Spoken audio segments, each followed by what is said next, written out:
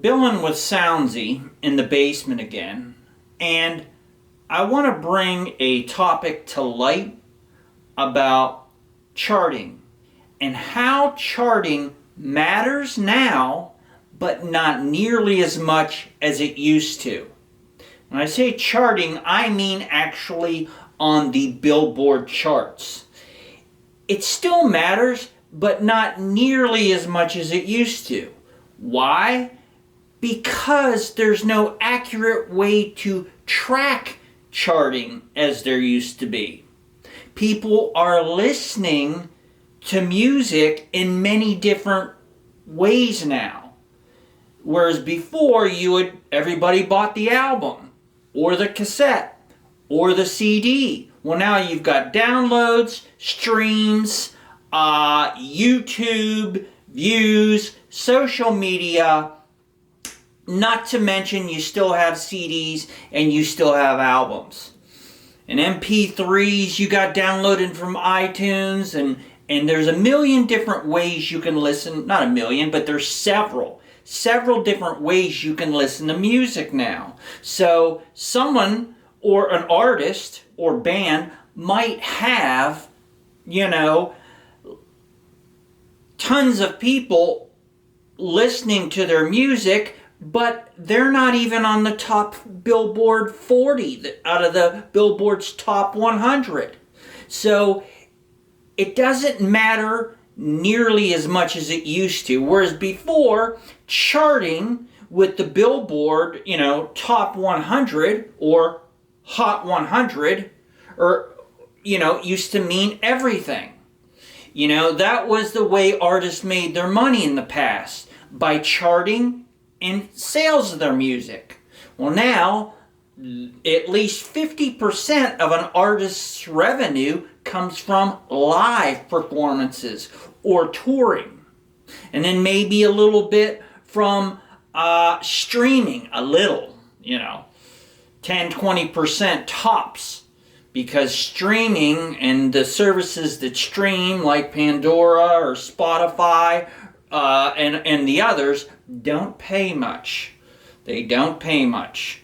Okay, I think, you're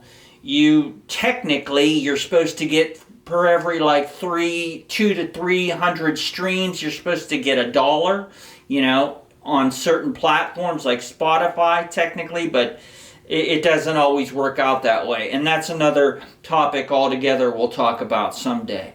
But now, the artists don't make their money in sales of their music. They generally, the big portion's made in touring or live shows, where a little bit from streaming and the rest maybe from licensing their music, saying, hey, you can use my music in this, Netflix show or for your TV show or whatever, a commercial or what have you. So they don't get the money from the sales of their music nearly as much as they used to. Hence, people kind of forgot about the Billboard 100. Billboard's a magazine, by the way, that actually every week has the top 100 songs out of all major genres. Country, pop, R&B, jazz, folk, all of them. World music, ska, you name it. And what it does is it calculates how many physical sales and downloads, streams, how many people are streaming it, and how much it's played on the radio and just played online through the internet and viewed. It calculates all that, factors it in. There's roughly, anywhere from 20 to 40% for each category. And it factors it in, and it comes out, Billboard magazine, which has been around forever, comes out with the top 100 songs based, again, on the number of radio plays, the number of sales, both physical sales like on CD or album or even on the flash drive, physical, something you can hold in your hand, and as well as downloads, digital sales, downloading that, and as well from streaming, What streaming means, you don't keep it, you just play it.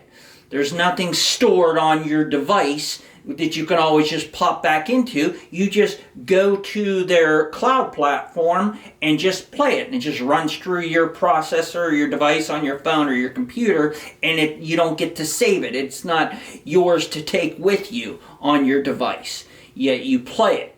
So Billboard takes those three roughly from 20 to 40% each, roughly a third each, and calculates the top 100. But it's not as crucial now to get top 10 hits or even top 40 hits now, because again, the money's made elsewhere.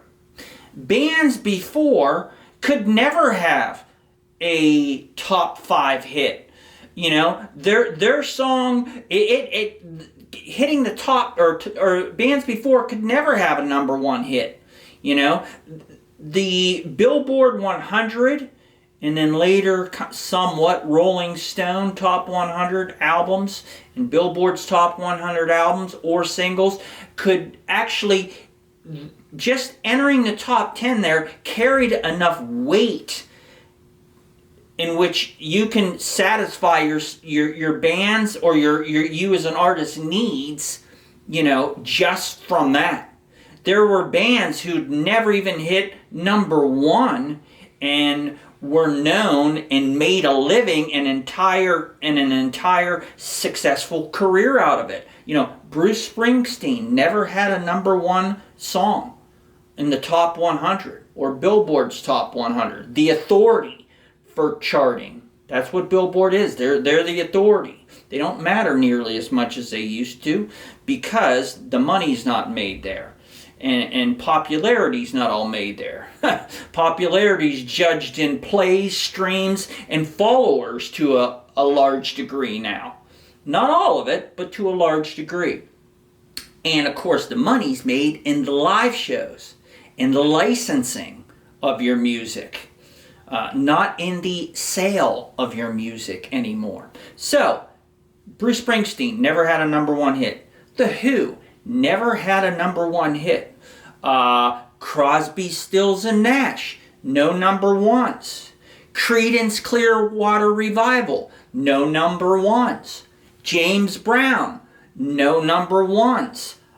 Led Zeppelin never had a #1 song. But just for example, they had, you know, albums that were in the top 10 and singles that may have hit like #5, say like Bruce Springsteen's Dancing in the Dark, not even Born in the USA hit #1. Really, really surprisingly. But Dancing in the Dark was his highest charting single to date at #2. But you know, he's made an entire career out of that. Out of him. So it carried weight before. Just entering the top 40 carried weight before. Now it doesn't mean nearly as much.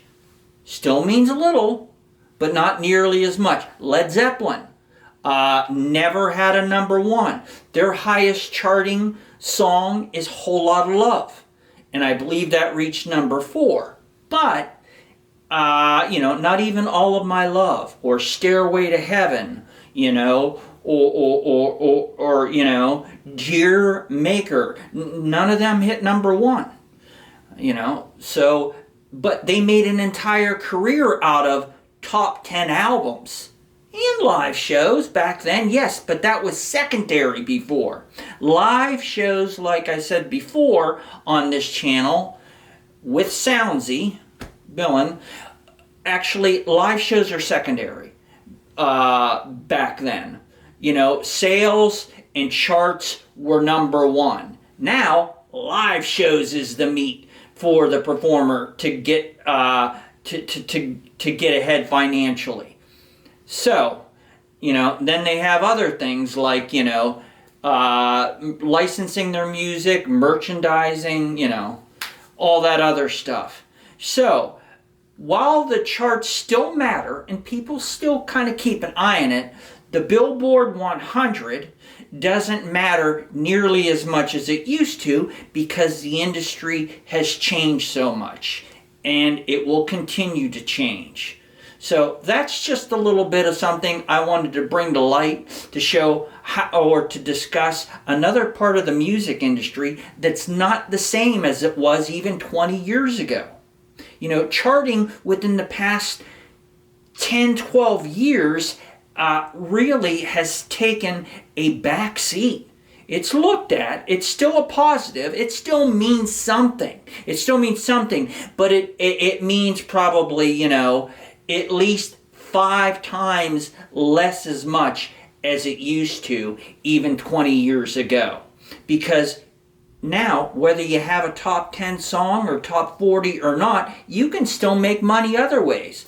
Live shows, you know, social media channels, and licensing your music out. Whereas before, the top 40 meant that's how you make it big, and especially the top 10. You didn't even need a number 1, as we discussed, you know, the major bands that never had a number 1, but did darn good financially and had a lucrative career just by charting well or charting now and then.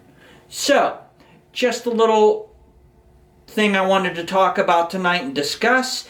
If you agree, you can comment. If you don't agree, you can comment. Just be respectful to one another. See you next time.